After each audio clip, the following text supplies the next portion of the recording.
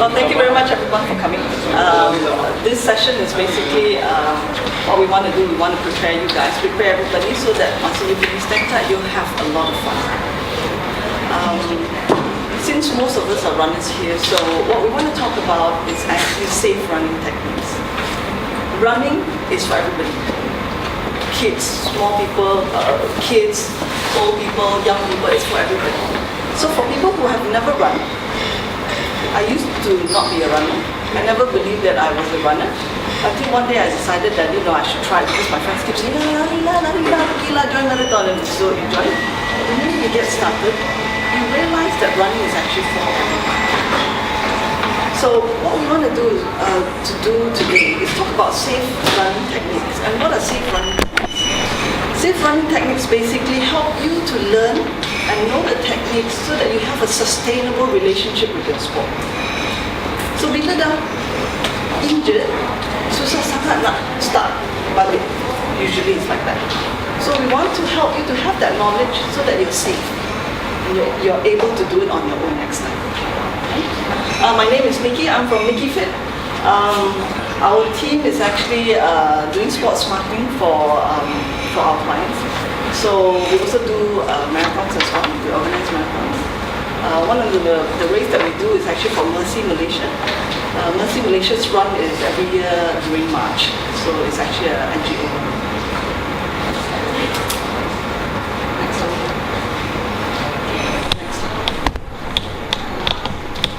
You guys are runners already right now, right? So maybe you can tell me what are the benefits that you get from running? Of course, the freebies are. Freebies are always very honest. Lose weight is a major. Yeah. Lose weight is an initial part of running. I'd like to talk about the energy system of our body. Our body have got 3 energy systems. If we're thinking of running as using it as a sport to lose weight on a continuous basis, it doesn't work. Yes, it will work initially, but it doesn't work after a while. I'm sure you guys have seen people who run marathon, all that, because our body is actually very clever. If you do one sport all the time, example running, it becomes very efficient at it. Like, can I ask you, is walking difficult? Same. So if we're always doing running, our body becomes very efficient at that sport, which is running. So your body is not able to go past that threshold. So if you're thinking of losing weight as now that you're a runner, you might want to change or include other types of exercise into it as well.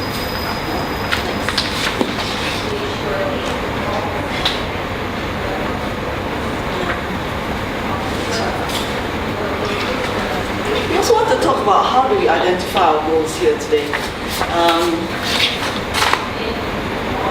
For seasoned runner, I'm sure that you guys already know what you want as a runner. One of the things that we want to look at is to help you to find the right group of people to be with in that sport, so that while you're doing it, you're able to enjoy it and be able to be in that sport for a long time. The code word here is the long time part. Safe training, long time. Enjoying it, long time. Why? On a total basis, we want sports to be in our life for a long time to be able to benefit us on a health basis. What do you think his goal is? Everybody knows this man, the world fastest man.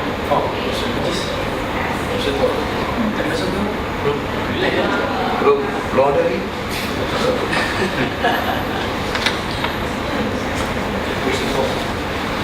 There's actually a few categories of runners. For him, we know what his goal is. He's very focused, he already knows what he wants.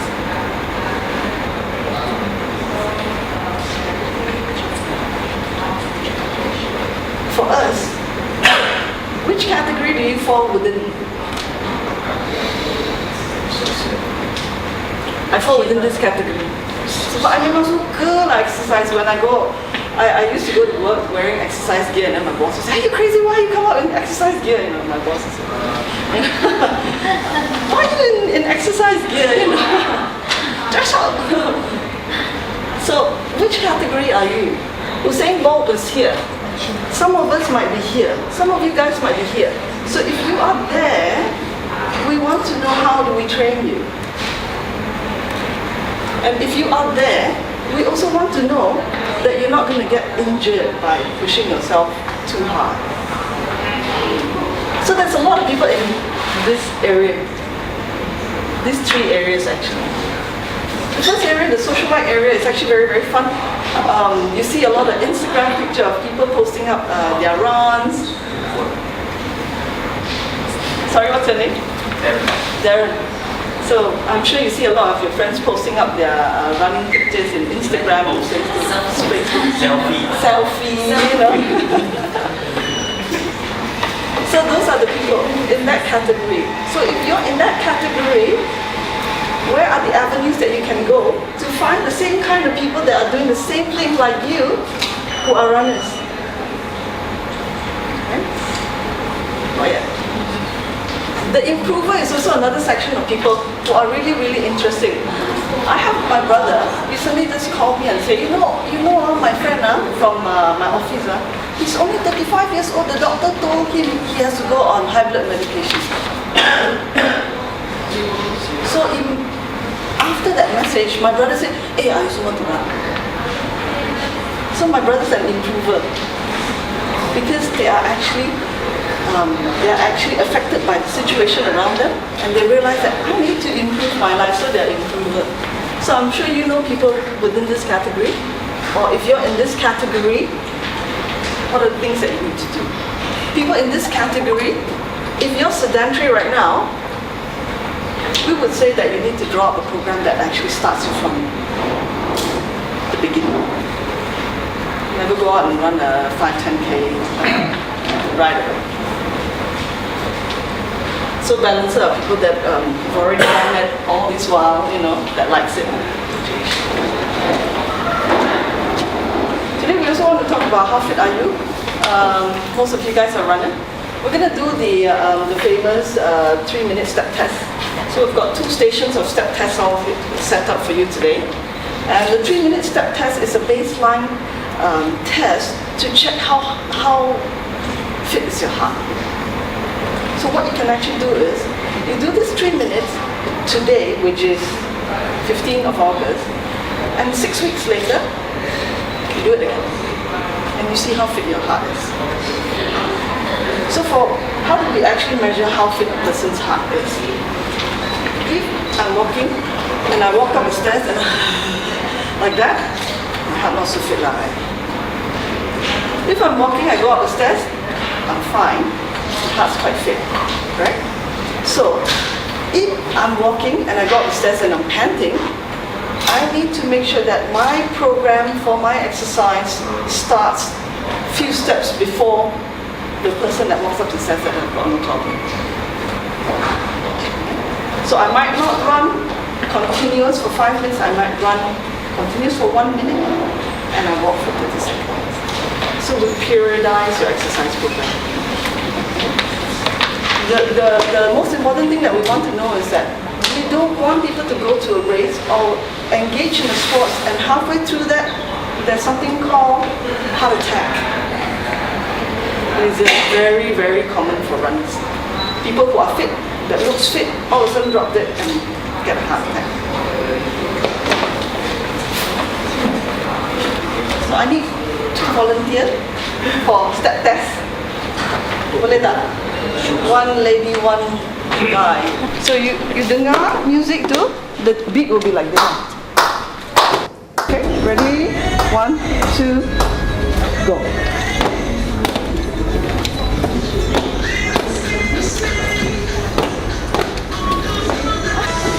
Alright, thank you very much. Thank you very much.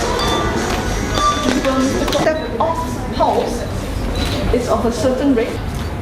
The 79 range, actually your heart is really healthy. So that's how you calculate how healthy your heart is. So that you're able to plan an exercise program from there. So that become your baseline. Below average lah. My one is okay. 125. Alright, sini okay. 125. Your one also this category, right? Age Sama lah, below average semua. 146. 46. Tu latest paling baru. Below average. Average Something like below average. So how do you take the information that you have today to use it to plan an exercise program or your running program? How do you do that? So for a person below average here or a person here, your type of exercise that you're going to plan to periodize until your race day is very different. Right? So we will not make you run for here. We will not make you run continuously for an hour non-stop. Actually. So we will chop your running into smaller sections if it's here. So if you're here, it's a different story. If you're doing it on your own, kan, all you need to do it, kat rumah kan ada kursi anak kan, you ambil lah pinjam sekejap, go and download this song, atau you go on YouTube, you boleh cari metronome beat. It's 3 minutes. So you turun naik for 3 minutes. Dan cepat-cepat ambil heartbeat. Nak ambil heartbeat kena pakai 2 jari yang ni. Tak boleh pakai ni sebab this one is the big arteries that go to your heart. So you use these 2 fingers. Put it onto your pulse here or here and take it for 1 minute.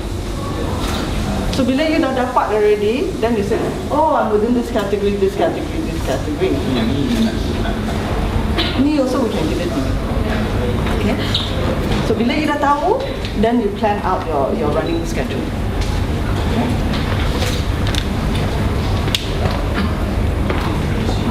Ni you orang dah tahu lah sebab dah runner kan ni.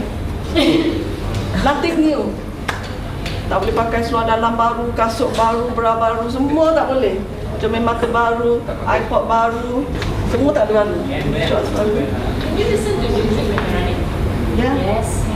Yeah, if you're doing a triathlon, no, because cycling they don't allow you to listen to music. But runners, yes, a lot of runners use music as a booster to run. Kan? You guys use that. There's also running beats that can help you along that you can now download. There are tons of it online that you can get. I listen to music. Yeah. Talking about listening to music, kan? There's many types of headphones. What type of headphones are actually specifically made for runners? I'm sure you guys know about it. It hooks around this small inner ear of yours, but it doesn't go inside. You orang pernah tengok kan? So those are actually very good for runners because bila you lari, it doesn't come out. So the normal one that you put in macam you dapat from your iPhone, the white color one, you actually masuk dalam lubang kan. So when you're running and you're sweating, it comes out. This one no, it hangs here, and the thing is just sitting in the ear hole. So those are really good, and those also have been proven to not make you deaf so fast, because the others actually go into the ears. No questions about this. I think you guys are experts in your gear already. He was asking what type of music. What type of music? Bro, you like classic? You ada. I'm sure you got some favorite kan? Dangdut pun boleh.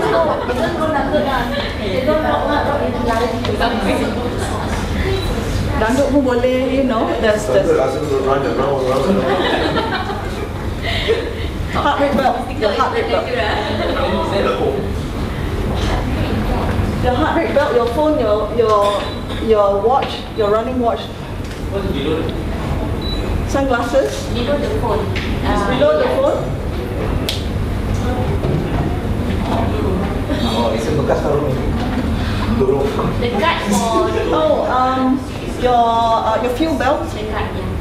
Your fuel belt. If you're running a 42, you require fuel, right? Your fuel belt, where you put your gels and things like that. Any of you using gels right now? Use gels. This one very simple. I'm sure you guys are already very, very familiar with your kit, right? Yeah.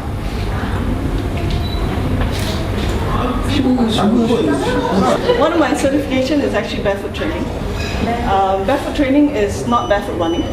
Barefoot training actually talks about how we actually activate the bottom of our feet to enable us to engage our fascia in our body. See, the fascia in our body, fascia is like, kalau you beli ayam, yang ambil ayam tu, you ada nampak macam like a one white color film kan? That balut the daging, that one is your fascia. So as a runner, if you're able to engage your fascia, you're able to run more efficiently. So we're talking about safe running. We also want to talk about how, when you do that, you become safer as well. Because by engaging your fascia throughout your body from ground down, you protect your back, you protect your knee, you protect your hip. So what kind of shoes do you all wear right now? I'm sure you all have got many pairs of shoes that you've used throughout all these years of running. So by knowing the right shoes that you're using, you're actually able to save the back. So how do we know that? Ada pernah buat gait assessment tak siapa-siapa? Gait assessment basically just knowing how your feet land. So the feet land like this ke, the feet land like this ke, the feet land like this. Where can you get it done? Who can you get it done? I do gait assessment. Oh, can you do assessment? There's quite a lot of people, but what we for my gait assessment, we identify the compensation in your body, I see. and when we identify the compensation, we correct you using corrective exercise. If you want to get a gait assessment, go to a good running shop that don't just sell one brand. Okay? So a good running shop could be like the Running Lab in Tropicana City Mall. Go look for Frank. He's there. There's a treadmill in there. Basically, what we do is that we actually look at how you land and where your Achilles land as well. So if you're overly pronated, you might need some shoes to help you to push that pronation up. So imagine if I'm a runner and I lari macam ni, I punya knee, I punya kaki masuk like that. You pernah tengok kan orang lari macam ni kan?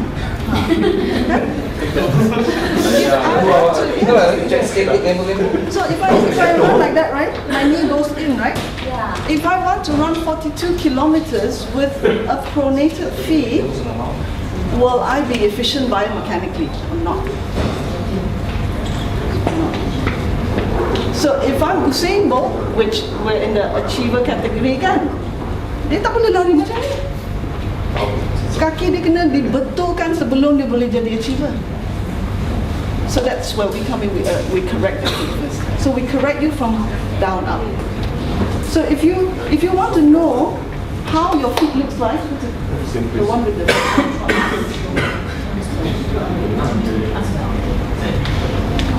so if you want to know how your feet looks like, a very simple test is, bila balik rumah,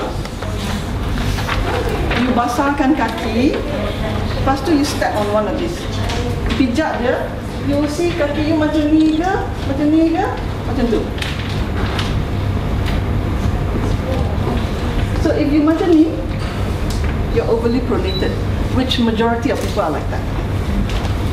So imagine, when we talk about ground up again, why we want to correct you is because if you're like this, that joint that makes it like this is actually your ankle joint. So you're falling in. Means that your feet cannot take gravity. Gravity is actually pulling you down. Your feet is not strong enough to open it up again. So if you're like that already, the next joint up, which is your, I'm like that already, right? Kaki I dah masuk, kaki I flat kan? Okay? Imagine like that. My knee joint also goes in. Internally rotated.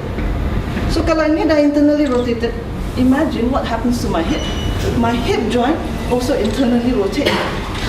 So if all my joints are internally rotated, and I want to run a 42 at 3 hours, susah sikit. Boleh, tapi susah sikit. So if you're like this, I'm going to give you exercise that you're able to open up, that you're able to run in this manner. Okay. So these are the category of people that we want to focus on actually. Because a lot of us, especially Malaysians, why are we like this is because modern human suka berduduk macam ni kaki. Betul kan? Macam ni.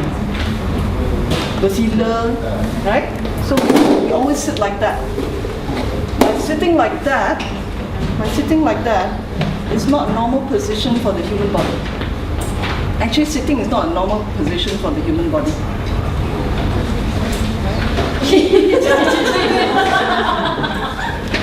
Actually, in our office, we don't use chairs. You can ask Jasmine. In our office, we don't use chairs.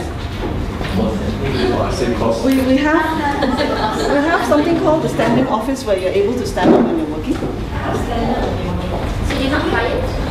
Sorry? You're not tired? Like this time? We provide Swiss ball, exercise ball. Reason being is that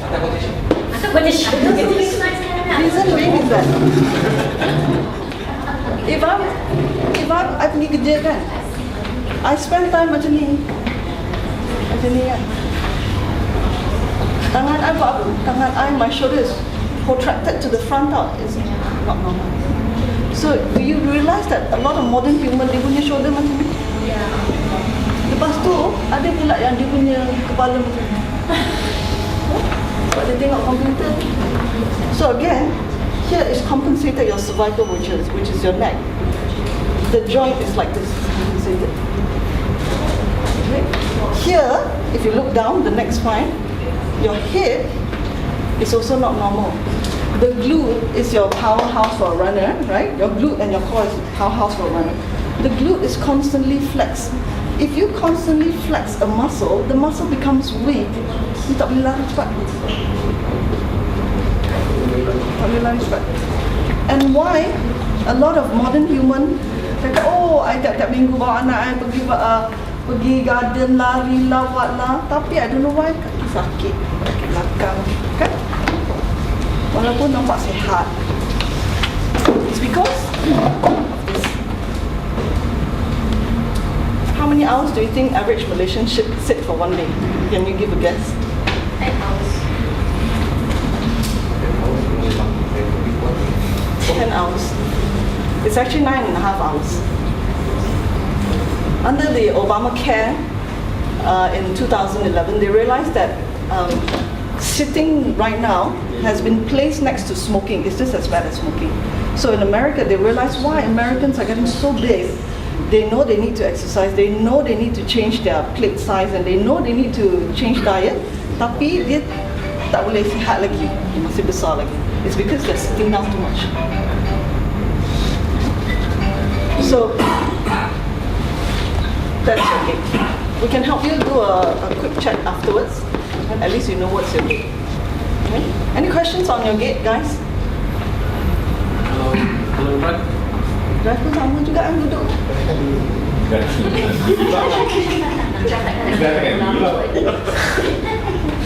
kat sini, dari depan. Kalau you boleh, masa you kerja you duduk kan. If you are able to stand up 15 minutes every hour for 1 year, you're able to lose 3 kilograms on top of whatever exercise that you're doing. It's called non-exercise thermogenic activity.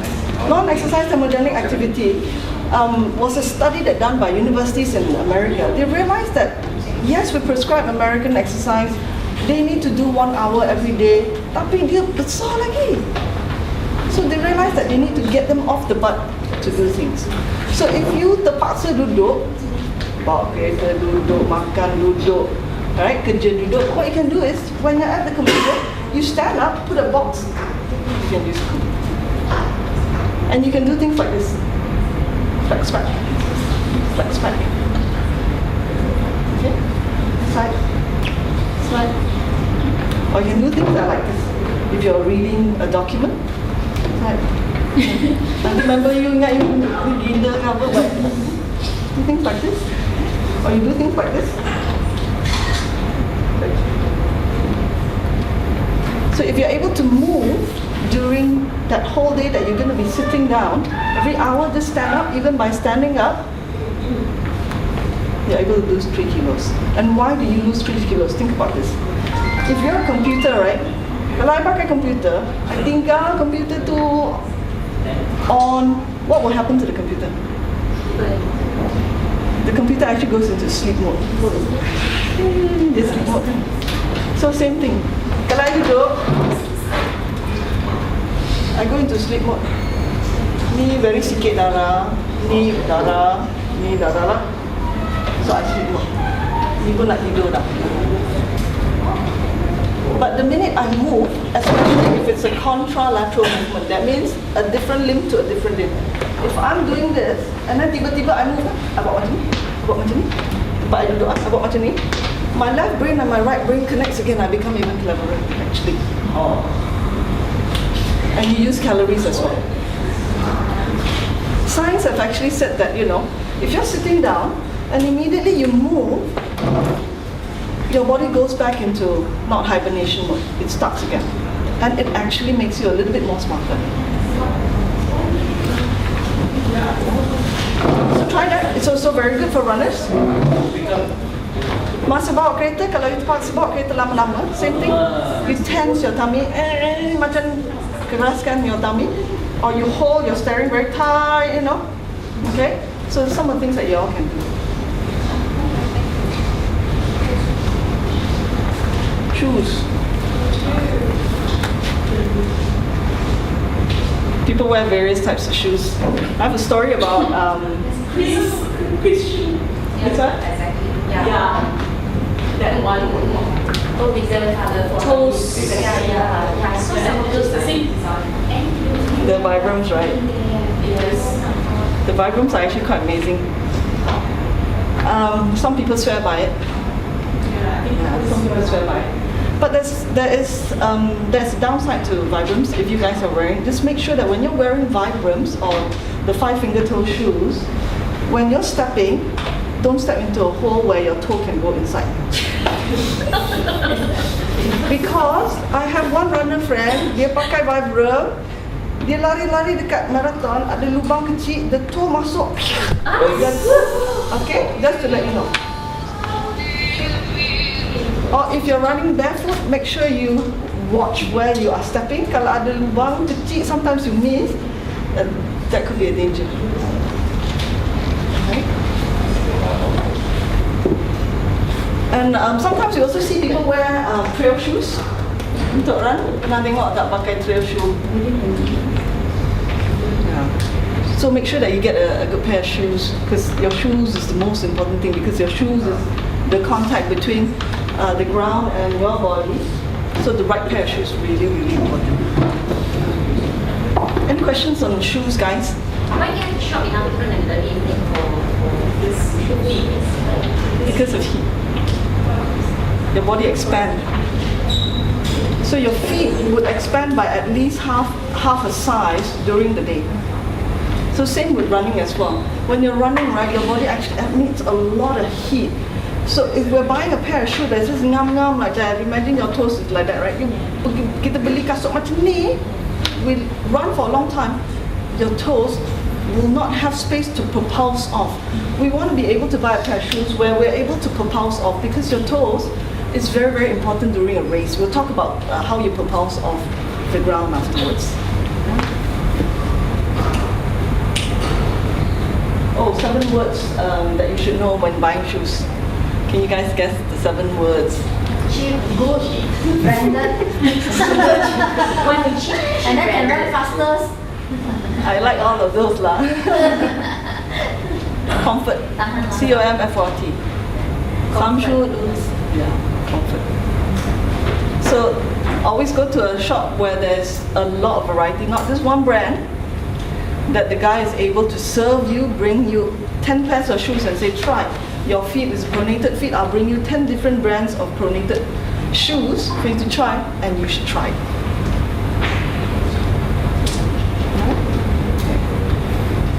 How long do y'all keep a pair of shoes? The other question is. Until the sole comes off. And glue lah. And glue. Okay. Okay, and then sew it after glue. Yeah, got one very good cobbler in Taman Tun, RM5 je dia tolong sew. Because it's so expensive. So, Try not to wear your shoe until memang teruk sangat lah, because it's also not good for your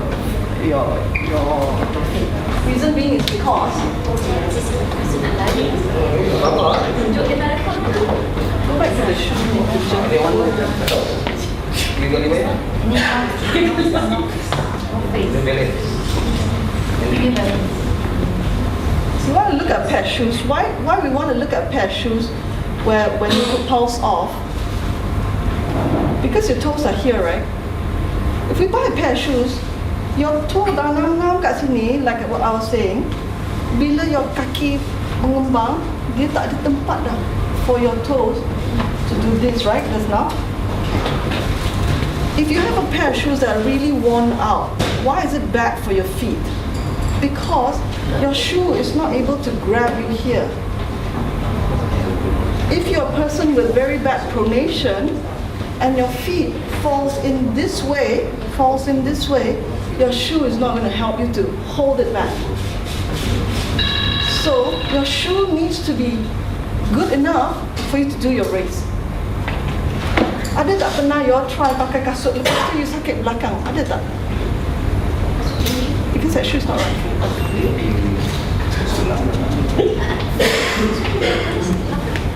Kasut tinggi selalu sakit belakang, memang. Kasut tinggi, especially for women. You know why sakit belakang? Because we're put in a not normal position. So if I'm like this, what muscles do you think is flexed? My calf is flexed. Guys, if you stand on your toes for 8-9 hours a day, my calf is flexed. Okay? The bottom of my feet is continuously flexed. Okay? My hip is posteriorly rotated because I'm trying to balance myself so that I don't fall forward. Okay, so I'm posteriorly rotated, you know. So it's not good for my hip as well. So I might get backache. So these are basic things. Make sure that when you buy shoes, right, this part of your shoe, the toe box part, have enough room. So how you test, bila you pakai, you test, make sure you bring your own socks. Sebab selalu socks yang dia bagi mungkin is too thick, is too thin, so you don't know whether you will be using their socks to run during the race. Bawa socks sendiri, try, and you must be able to wiggle your toes when you're trying your shoes. Lace it up, and you must be able to wiggle. Okay? And you must be able to feel that when I propulse off, bila you buat macam ni, this flexion motion, that my toes still feel comfortable enough for my toes to be spread out. Because the running motion of your feet, when it lands on the ball of your feet, your toes will spread out.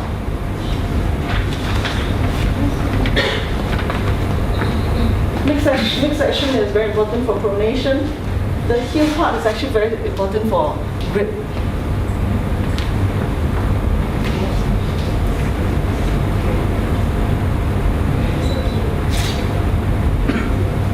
Now that we know about your feet, right? A little bit about your feet. Let's try some warm-ups that you all usually do. Can you tell me what are the warm-ups that you usually do sebelum running? Stretching? Boleh tunjuk tak? Contoh satu. One type of stretching that you buat. Kaki tarik belakang. One type of warm-up stretch that you do. Okay. like that. Like that, and you hold the stretch like that. Like that.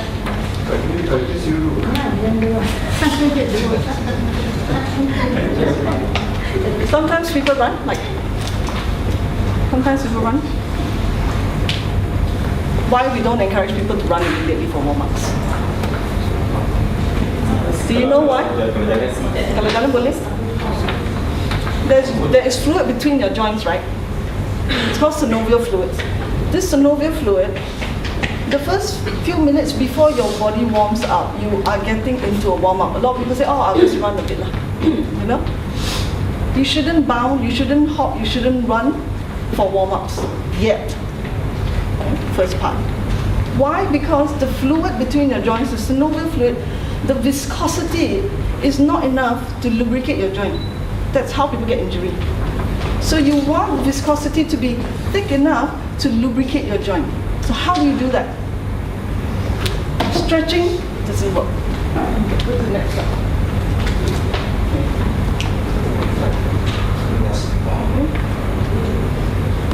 Go to the next slide. Is that okay or not okay? Sorry? But the photo before that you showed. This one? This is good, yeah? We're going to go into different type of warm-ups. Oh, okay. So we'll actually show you why people should not hop and jump and run quickly as a warm-up because of your synovial fluid, the viscosity is not right yet. So how do you get it right? So you're just going to talk about warm-ups for running, right? Not general warm-up if you want to do certain exercise or... Can be used as well. Can be used. But today what we're going to show you is specific to running. Yeah?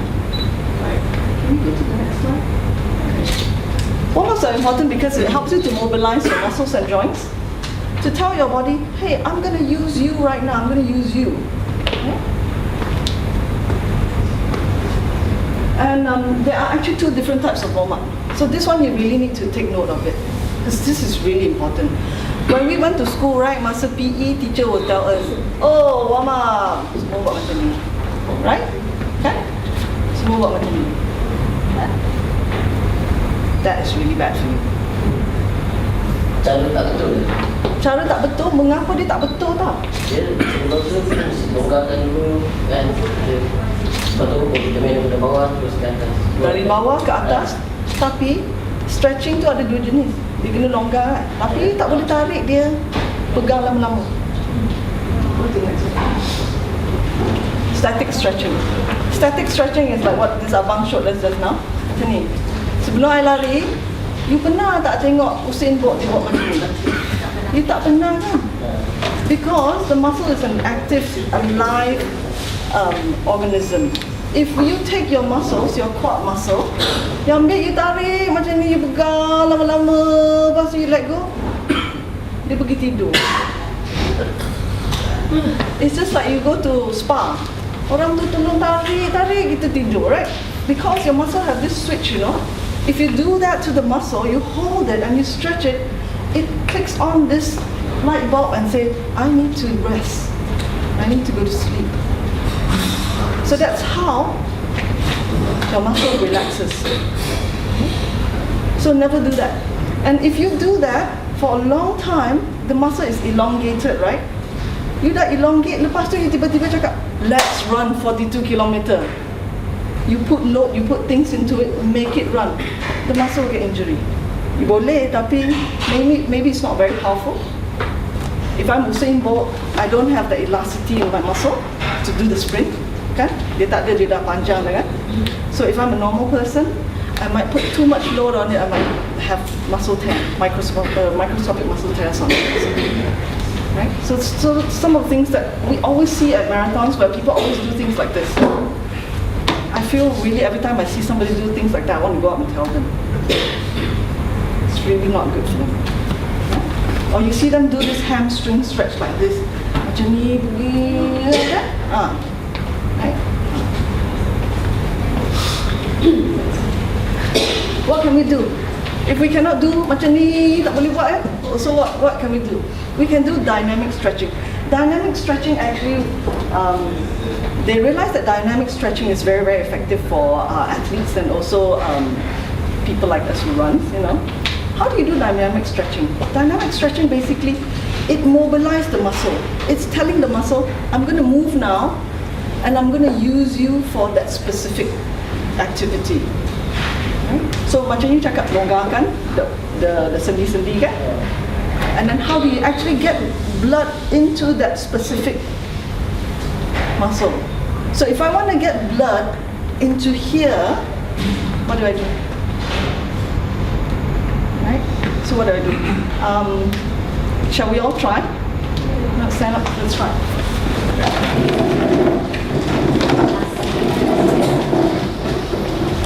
As runners, right? We want to mobilize from ground up. So the most important thing is your feet contact to the ground, right? So what you want to do is you want to longgarkan the joints between your toes and your foot. So you do things like this. Macam lari lah. It's like dancing like that.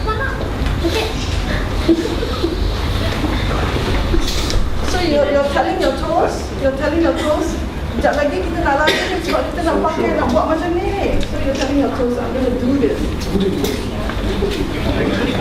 Masuk ni kelas ya, susah ya. Ada pasal? Ada macam Dia separuh orang kan. because they have a very, they have tight muscles somewhere. So what they can actually do is that they can form rolls to untighten it, you know.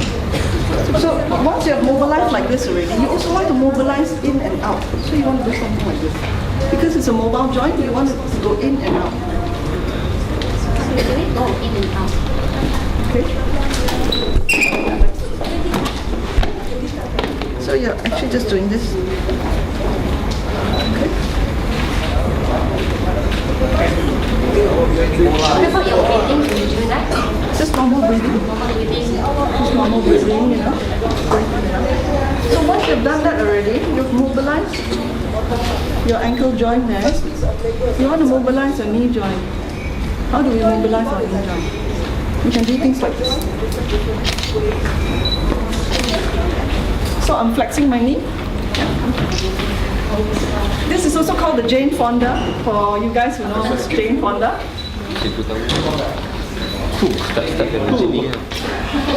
Every morning do that. Tangan sembarangan. Tak pakai kain. It's a control movement. Again, when you're making your squat, which is running, because it's a contralateral movement, then you when you squat, right? So we're mimicking your squat. Just that we are extending your knee higher to get it ready. Do this about 20 times, come, 10 times lah, because you have to go soon already, you guys for prayer, kan? Come, 1, 2, 3, 4, 5, 6, 7, 8, 9, 10. So once you've mobilized your knee joint already, you want to mobilize the next biggest joint. Ankle, hip, knee, right? This is hip, right? So how do you mobilize your hip? Gelek. Gelek. Yeah, very good. Cuba. Jangan. Skandal nanti. Boleh gelek atau you all have seen during the recent football, right? Yes. Selalu nampak dia orang buat macam ni tak? Why do footballers do that? Usain Bolt footballers semua buat macam ni. Ya. Because again, I selalu duduk kan. So bila I duduk, my hip flexor, my hip region is in a flex mode. So the muscle here, the hip flexor, dia dah jadi pendek. So kalau I nak lari, dia terlalu pendek, I tak boleh lari. I tak efficient lah. Boleh tapi tak efficient. Right? So do 5 times on your right leg. Okay. 1, 2, 3, 4. Baru ada yang itu.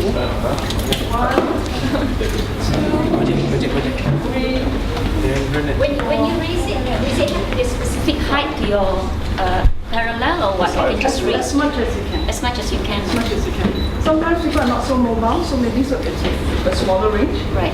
So if you do it quite often, you're able to extend the range. So when you do this, ada rasa macam sini panas sikit kan? So you've mobilized your hip already.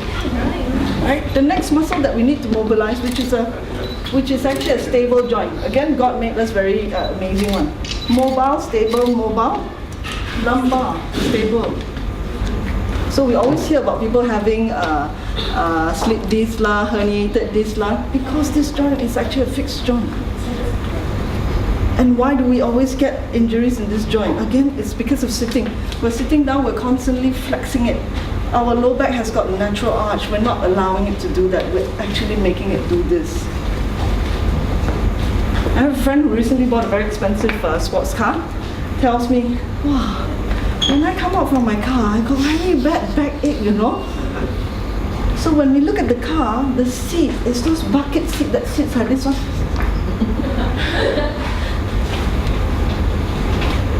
From KL to Penang, can peng san. Right? Very painful. Right? So, okay. How do we actually mobilize? How do we actually stabilize our lumbar?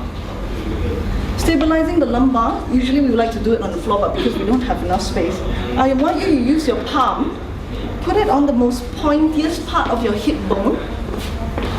Okay, find the most pointiest part of your hip bone, and then press your fingers down to just above your pubis. Most pointiest part, the pointiest part of your hip bone. Cari dulu, and then you put it down onto above your pubis. Okay? So when you find that, I want you to cough, and you will feel a contraction.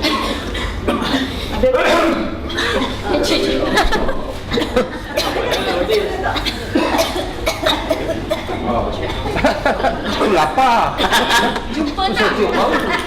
I tak jumpa besar sangat. Sophie. Kalau macam ni tak rasa, you boleh buat macam ni. Use your thumb, and then use your fingers and press in as far as you can, and then you cough. The minute you cough, you're able to feel that Dah contraction. jumpa tak?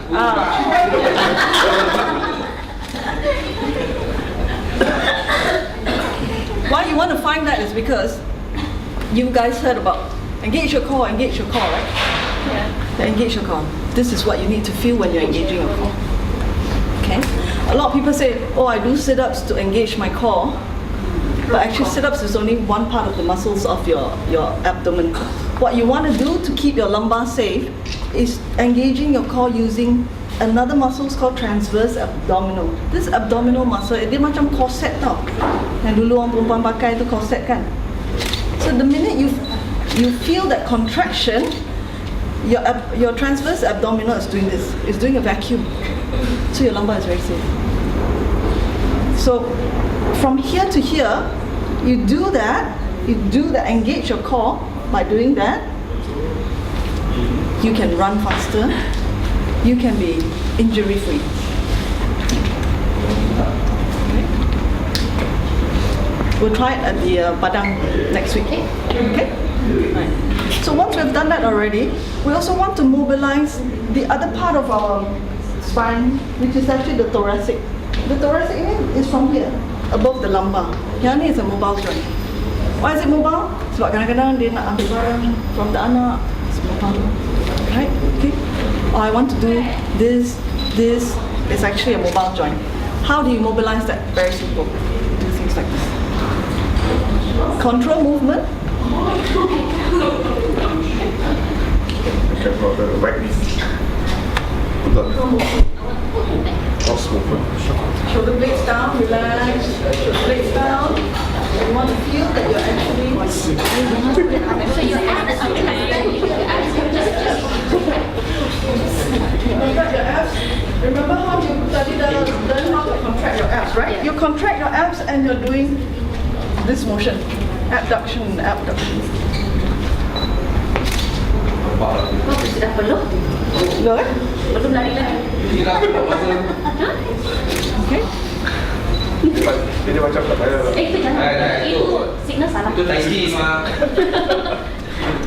So you've already mobilized your low limbs.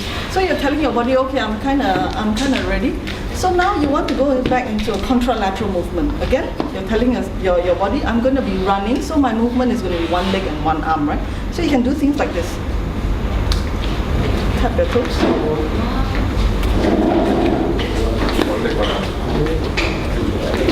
Again, you're contracting your abs, right? You're contracting your abs. Kan rasa kan macam tadi you contract your abs, you have to have that feeling in your tummy right now. Contract your abs. 6, 7, 8, 9, 10. So you've done that already. You feel a little bit warm, but you're not warm enough. Correct? For a run. So what you can actually do is, now you want to tell your glutes, I'm going to use you a lot. So you want to do things that requires your glutes to wake up. So you can already go into a squat motion, because running also requires us to do this. So when you run, when you're landing, I'm actually doing this, correct? Betul kan? So ada pakai ini kan? So you put your arms out in the front like this, contract your abs. Abs kena ketat lah, ketat. Shoulder blades down. And when you sit down onto your butt, you kena ingat Jennifer Lopez, dia tertonggeng. Oh. Ha? Jennifer Lopez, dia tertonggeng. Lepas tu bila dia duduk macam ni. Okay? Hold your abs, hold your abs. Tak boleh turun kan? Sama Bik. We'll try 5 squats. Let's try 5 squats, guys. Okay? Okay. Ready? Tongkat. 1, 2, go. Aziz tongkat lagi. Boleh. Tak cukup. Boleh ya? Sangkut. 3, 4, 5. You running, you. So the other trick about squatting is that when you're squatting, right? When you're squatting, make sure that the ground force datang dari heel. Bila tolak masa squat, tak boleh tolak depan. Reason why is because try again squatting, but you push from your toes. Do you feel that the pressure stops at your knee or stop at your hip? Try 2 squats. Kalau you tolak dari toe. You squat. Rasa dekat mana? Dekat lutut ke? Lutut, right? Untuk tongkat belakang. Okay. See, when we always buy those magazine, Runner magazine lah, Men's Health lah, all that lah, all these magazines always tell you to do squats. They tell you, oh, squats is the most important exercise that everybody should be doing. But they never tell you why you should push up from your heel. Biomechanically, it's not good for you to push from your toes, because the ground force, when I'm pushing from my toes falls to the front, I'm trying to stop myself, I'm using my knee to do that. That's why a lot of people say, I sakit lutut lah, all that lah. When I'm doing squat, it's because I'm not doing it right. I'm not shifting my weight to become Jennifer Lopez and sitting onto my heel. And when I shift to my heel, to push from my heel, the ground force stops at my glutes. Right? Okay? So must be flat. Yes. Stretching. Your knee should be not passing your toes. So if this is your knee, kan? This is your knee shouldn't pass your toes.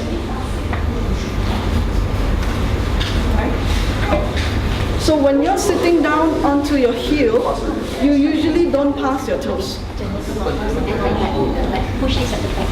Push the back. Tongkat kan. So Ayo kau tak kena tongkat. right? Have to train the legs first. This is really important. Squatting is a big exercise. Squatting is the most important exercise for runners as well. And squatting really needs to come from the heel. So now that we have actually squat, right? Because our race actually macam ni kan. So what we want to incorporate is, we want to also incorporate things that go to the side. So imagine if I'm running, tiba-tiba I kena pusing sebelah kanan. So I have to use muscles from the side of my glutes, my glute medius. So how do I activate my glute medius? I can be stationary, same thing. I take a bigger step. Again, you contract your abs, shoulder blades down. Now I sit on to one side of my butt. Ni Jennifer Lopez lagi. Okay, elongate Jennifer Lopez, and you sit on to one side. And it needs to be from the heel. Yeah, Gina, come on. Okay, we'll do. Gina, come on. Guys, let's do this. We'll do 5 on each side, okay? Ready? Onto your right side, huh? Your right side. Ready? 1, 2, go. Remember to push from the heel. 1. You have to be like different of us, huh? 3. Remember, you're pushing from the side of your hip. It's as if your hip is going this way. Okay? 4. 5. Change side. Onto your left. Chili ini apa? 1. 2.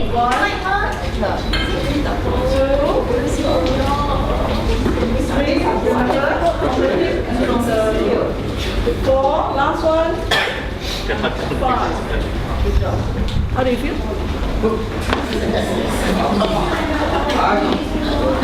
chicken tu lah.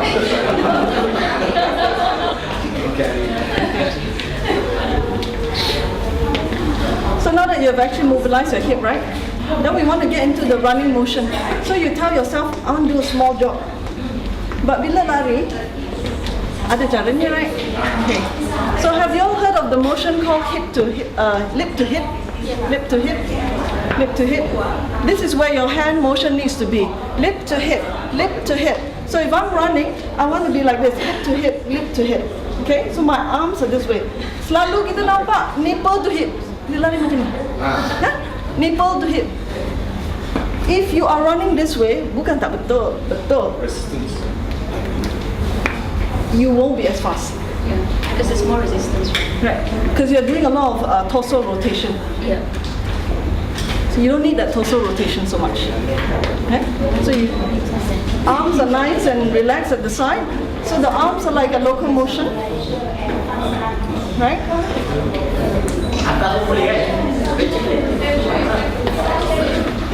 As long as you lip to hip, lip to hip, lip to hip.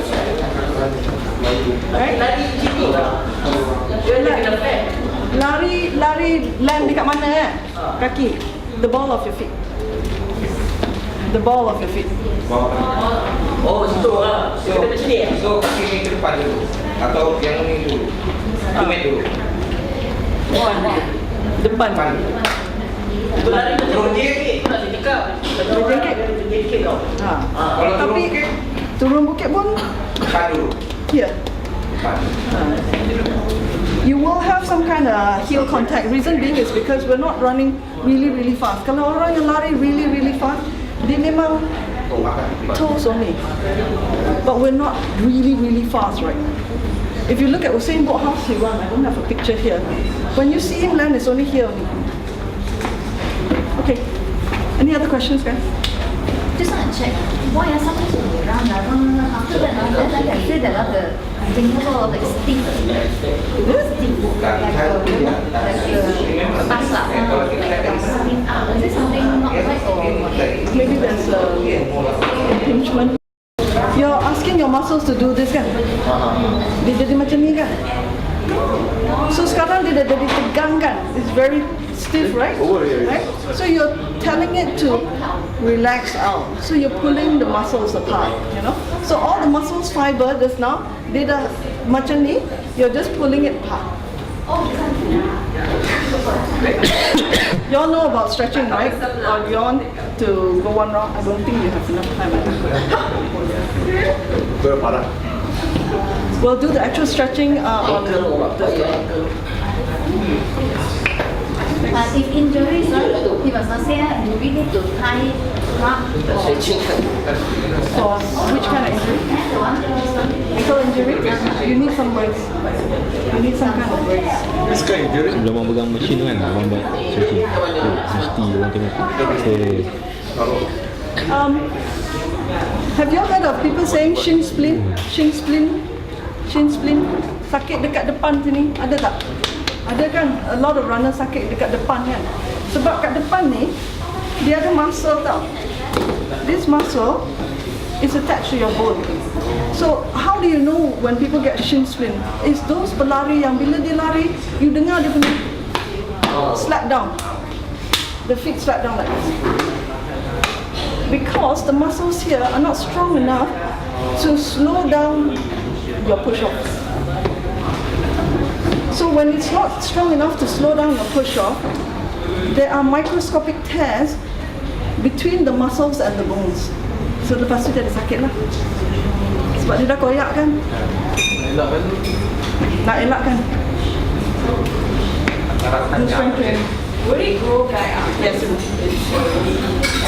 You have to rest it and grow it back. You have to nourish, rest it, grow it back. People with excessive pronation usually have that problem. So kaki yang macam ni, dia selalu ada masalah. You hear sometimes when we go to race kan, kuat kan dia piak lari macam tu kan. Or if you're wearing the wrong shoes also can get like that. So again, if we're runners, we cannot just focus on running as an exercise. We have to focus on strength training. What are the strength training that you actually can do? Squat is a strength training. Okay. Push-up is a strength training. Okay. If you're at the padang or if you're at home, you can get down underneath the table and pull yourself towards the table. That's a strength training. Okay. Why we need to do strength training is because we're doing so much running. Running is actually a heart exercise. So it's a cardiovascular exercise. So you're telling your heart, I'm exercising you, I'm exercising you. While we're exercising our heart, our muscles are not being exercised. So the average man and women from the age of 30 until 70 will lose between 23% of muscle mass. So that's why you see as people age, right, they become older, they become smaller, and because your muscle shrinks. So it doesn't shrink today, it shrinks every day, takes a little bit away of your muscles. So by doing strength training, you are maintaining it. We're not bodybuilders. Unless you want to be a bodybuilder, you will do a lot of strength training with a lot of nutrition input. But if you're eating normal and you're doing strength training, you're just maintaining the muscle mass that you have. So that's the best thing that any runner can do. Runner's knee. Ada sakit lutut tak siapa-siapa? Which one? Come. Which knee? Right knee. Right knee. Yours? You're wearing pants, I can't really see. Long time already? How did you get it, or it just happened? I just have it. You're not like running all the time. I see. Yeah, then a lot of See, knee problem, right? Knee problem can be because of a lot of things. Remember just now we were talking about our joints, right? Our joints is like Legos. Some joints can only go this way. Our knee joint can only go this way. So if I'm doing salsa, football, basketball, futsal, these kind of sports require me to do a lot of rotation, whereby if I'm doing futsal, I have to rotate. Sometimes my feet haven't rotated yet, but I'm actually rotating my body. This joint cannot move, because this joint can only go front only, front, back, front, back. So that's why a lot of footballers have knee problem. Footballer, basketball,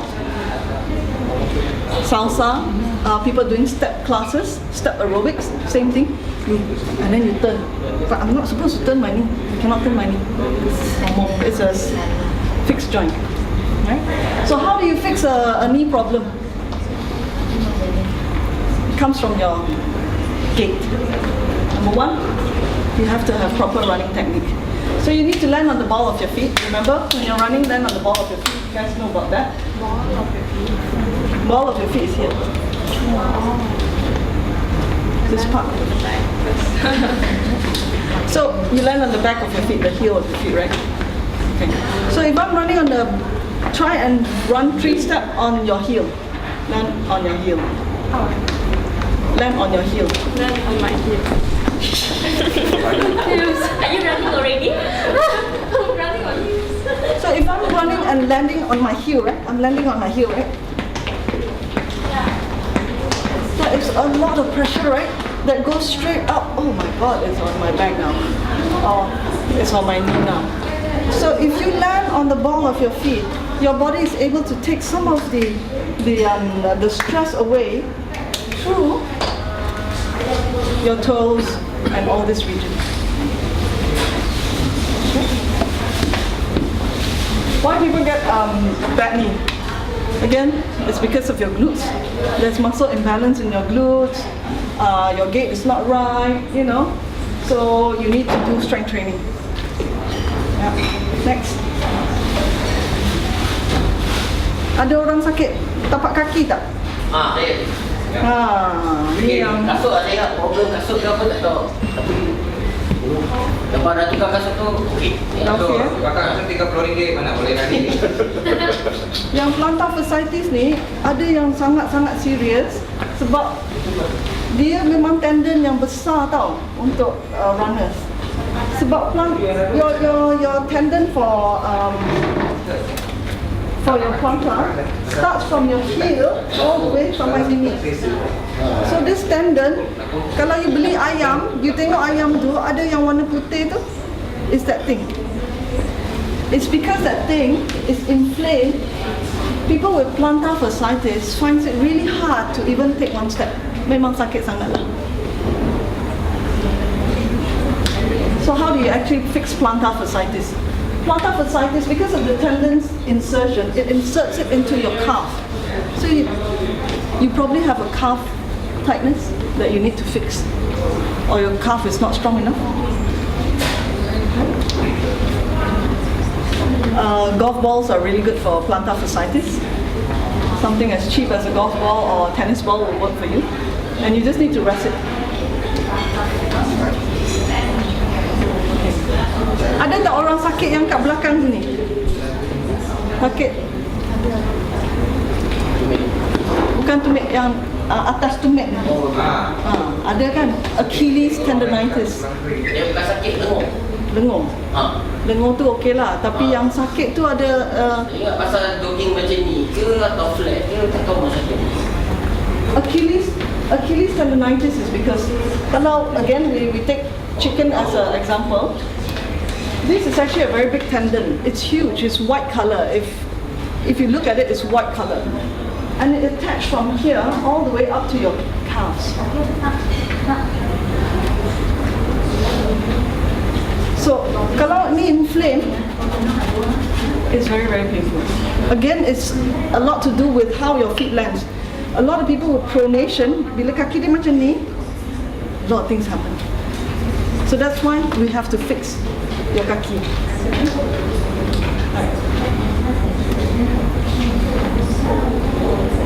Ada yang tak sakit kat sini? Kadang-kadang you lari dah macam sini sakit, ada tak? Because we're always doing this, right? So muscle dekat sini, Masa dia nak pecah ke apa? tak ada dia sebab dia dah tegang, dia dah pendek kan. But we're actually making it do things, right? Just now we make it longer by stretching it like that, kan? Okay? So that's why hip flexor stretch is very important. Okay? You kena panjangkan dia dulu. Sebab kita 10 jam kita buat macam ni, dia jadi pendek sangat lah. Kecut lah. Okay?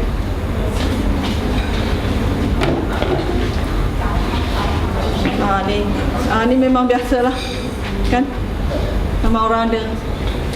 Kalau dah science have shown that kalau orang tu dia dah pernah ada ankle sprain, it's very high chance for them to get another ankle sprain. Selalu ankle sprain is due to uneven surfaces, or you tak ada, bukan loose. Because our ankle is a mobile joint kan, dia mobile kan joint tu. Kadang-kadang boleh kerak apa. You punya ada crack. You punya ada crack, then you might want to see somebody for it. Ya, masa pula sekali jatuh dari landing tak turun. You pernah ada Saya dalam 2 bulan, 3 bulan crack lagi kan? main balik kan, kena balik. Tu dia jadi macam lurus balik kan. Bila kita pusing dia. Okay. Masa you macam ni ada bunyi kan, you rasa ada crack, right? It's actually your ligament. So your ligament tu macam tendon, tapi dia tak setegang tendon or not as tough as the tendon. When you hear that sound, I don't know whether you guys have experienced ankle sprain before. If you experience an ankle sprain, you will hear a sound like right? So the crack sound is actually your ligament have small tears on it. Dia dah macam kira loose satu. Dia bukan loose, tapi dia punya ligament ada koyak. Itulah bunyi yang you dengar the first time. The first time. Kan? Dia urut balik sikit. Dia main balik. Tak betul dia cara kena balik. Kalau boleh jangan urut balik. You have to do isometric exercise. So say for example, kalau orang tu dia dah ada ankle injury kan, because it's actually a ligament issue and also sometimes it's a tendon issue. Sometimes it's also a skeletal issue where there's actually fracture. What you should do when there's actually a sprain for your ankle, you should always do isometric exercise for it. So what do you mean by isometric exercise? It can be something where you take a towel and you're on your bed, you put the towel here and you hold it, pull it towards yourself, but you are pressing against the towel. Okay? Do isometric. Okay. So when I want to do the other side, I will take the towel, I'll pull it this side and I will push it this way. Lepas tu, this way. So what you're trying to do is that you're trying to get blood flow into that area of your ankle so that it can actually rebuild the tendons and muscles again. Okay? So it's all about rebuilding. Next. I think that's it. Hamstring ada tak yang rasa sakit hamstring kat belakang? A lot of runners have sakit hamstring. Footballers have sakit hamstring. Hamstring again is very big. Kalau you beli drumstick, you will see like the chicken got one big kat belakang kan. Same thing. This thing also is here. Kalau dia putus, you have to go for surgery lah. Hamstring berapa lama dekat tu? Oh, lama.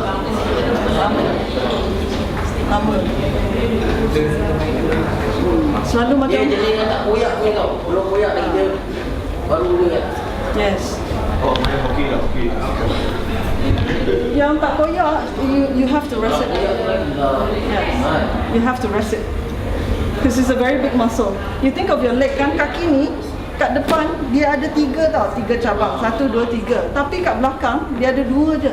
2. That's why a lot of people get hamstring tear. You never see people get a quadricep tear. You never. Because kalau you ada muscle 3 lebih kuat daripada 2. So usually a lot of people have very strong quads but don't have very strong hamstring. Again, how do you actually train hamstring? You have to do strength training. Like curls, things like that. Any questions on injuries, guys?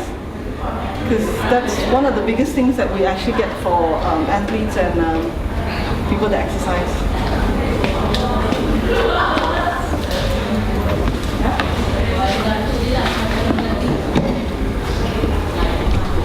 Jangan makan. Eating habit. Kita orang Malaysia ni memang suka makan lah kan. So nak makan, what do we eat? So it's very simple, right? I get a lot of questions all the time. So what do we eat actually? What do we eat? We're in Malaysia, takkan selalu hari-hari makan salad kan? So what do we eat? If you are able to just remember your plate being like that, you're fine. This is supposed to be a plate and that's supposed to be a glass of milk.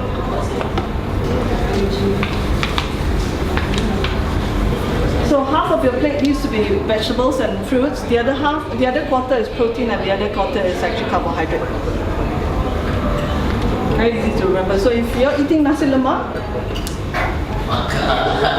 nasi lemak kan, kalau nak makan nasi lemak macam mana nak masuk dalam my plate? Ini timun, kan? Ni telur ayam, ni nasi. Ikan bilis, kacang. Okay? So that means you change your mind. Alright.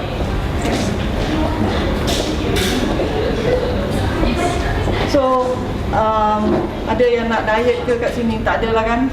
Tak ada yang suka tak nak makan lunch ke breakfast ke?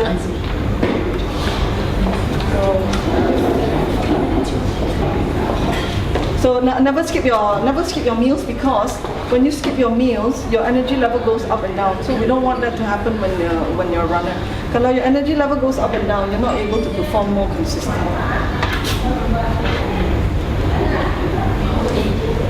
What should you eat during race day? Selalu makan apa you orang?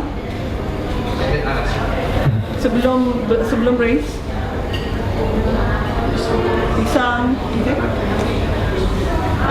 Kena cari makanan yang di mana dia memang easy for the body to absorb the sugar. So, contoh, tadi cakap pisang kan? Kalau ada pisang dengan strawberry, yang mana you kena makan? Kalau ada roti canai dengan nasi putih, yang mana you kena makan before race? Nasi putih.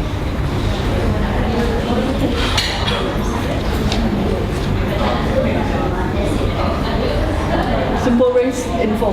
Kalau masa race, dia bagi you buah-buahan, tapi you masih lagi berlari, yang mana 2 buah yang you kena ambil? That will help you. Yes. Banana. Some more? Grapes. You rasa grapes? Siapa rasa grapes? Oh, maybe raisin. This is raisin. How many say grapes? I think raisin. Grapes, huh? Grapes. Banana and raisin. Acidic. Again, buah kan ada fructose kan, so the processing into our system lambat sikit. Ni pun ada tapi tak selambat yang ni is concentrated because it's shrunk down, right? Dah kecil, so immediately you makan. So kalau ada buah dengan ada 100 plus, yang mana you kena ambil? 100 plus.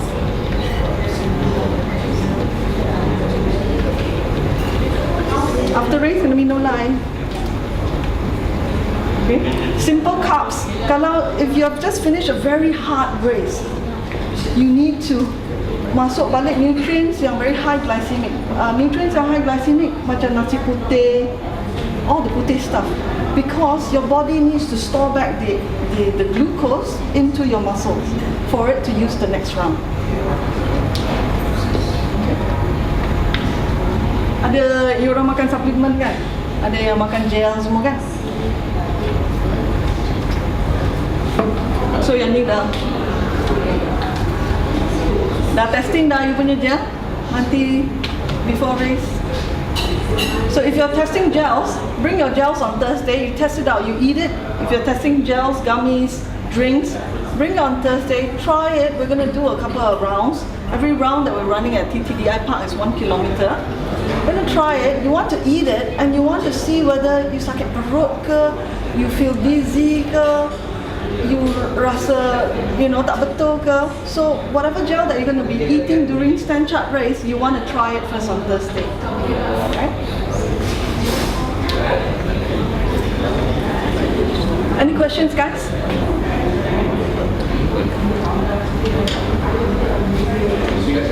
Okay, kan?